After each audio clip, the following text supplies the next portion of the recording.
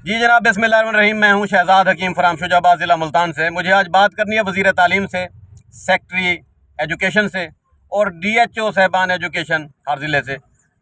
बात यह है कि ये जो प्राइवेट स्कूलों के अंदर टीचर्स भर्ती की जाती हैं, इनकी तनख्वाहें बहुत कम हैं, इनकी एजुकेशन भी बहुत कम है। एक टीचर जो बज़ाते खुद मैट्रिक फ़ेल है, वो हमारे बच्चे को क्या पढ़ाएगी? उसका मेरिट नहीं है।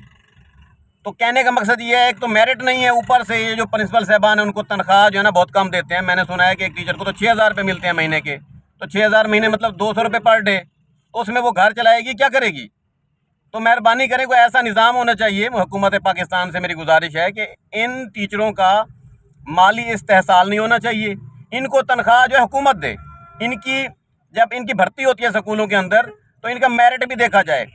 बच्चों को पढ़ाने के लिए कम अज़ कम BA BSc टीचर होनी चाहिए, प्राइवेट स्कूलों में भी और सरकारी स्कूलों में भी। चले सरकारी स्कूलों में तो ठीक है, प्राइवेट स्कूलों में जो है ना वो BA BSc और कोई नफ्सियात का कोर्स भी इनसे कराएं कि एक टीचर ने बच्चे की तामीर करनी है, उसको अपना नहीं पता, वो हमारे बच्चे को क्या पढ़ाएगी?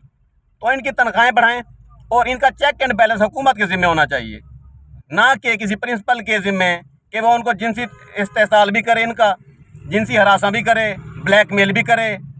वो तनख्वाह दे ना दे, उसकी बदमाशी है, उसकी मर्ज़ी है। तो ये हुकूमत पाकिस्तान को इस बात पे एक्शन लेना चाहिए।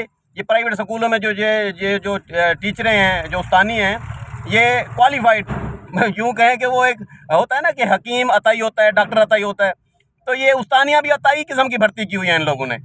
तो इनका मेरिट चेक करें, इनकी तालीम पूरी होनी चाहिए और इनकी जो पे है, जो तनख्वाह है, वो हुकूमत के ज़िम्मे होनी चाहिए। कोई इस तरह का सिस्टम बनाएं। मेहरबानी। शहजाद हकीम फ्राम शुजाबाद।